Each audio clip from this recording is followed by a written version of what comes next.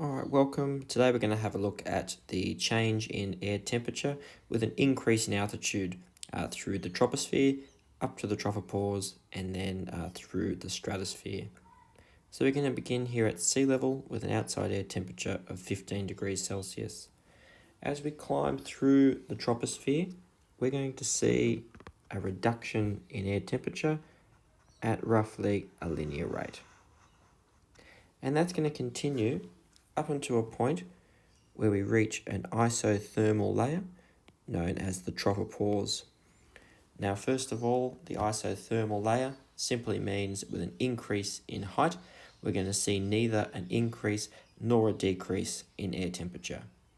Now, the tropopause is found anywhere between 7 to 18 kilometers above the Earth's surface, depending on whether we're at the equator or the poles, and as well as what time of the year, so what season it is.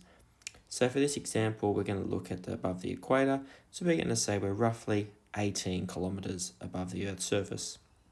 So we've reached an isothermal layer. So as we increase altitude through the tropopause, we're going to see our outside air temperature remaining stable.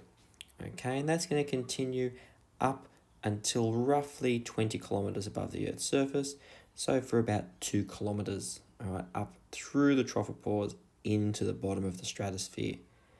At a point 20 kilometers above the Earth's surface, we're going to start to see a slight increase of temperature with an increase in altitude. Okay, and that's going to continue from about 20 kilometers all the way up to about 32 kilometers above the Earth's surface. And from that point, we're going to see a much more dramatic increase in temperature rise with altitude from 32 kilometers up to about 55 kilometers above the Earth's surface. And it's at that point where the outside air temperature reaches a point roughly equal to what we saw down at sea level. So just to walk through that once again, we're at sea level at 15 degrees Celsius. We start our climb through the troposphere, seeing a temperature lapse rate, okay, a negative lapse rate, until we reach the tropopause. In this example, roughly 18 kilometers above the Earth's surface, and that's an isothermal layer.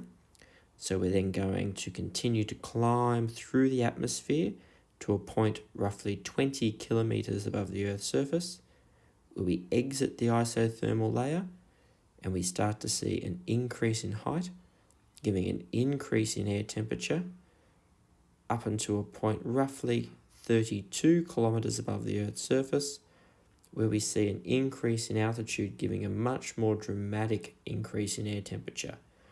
And that dramatic increase in air temperature is caused by the ozone gases which we find at these altitudes absorbing the incoming solar radiation. So we can say that the stratosphere is heated by subsidence, so it's heated from above. So we have the highest temperatures in the upper levels of the stratosphere, and then via subsidence, that heat makes its way down through the stratosphere and to the tropopause.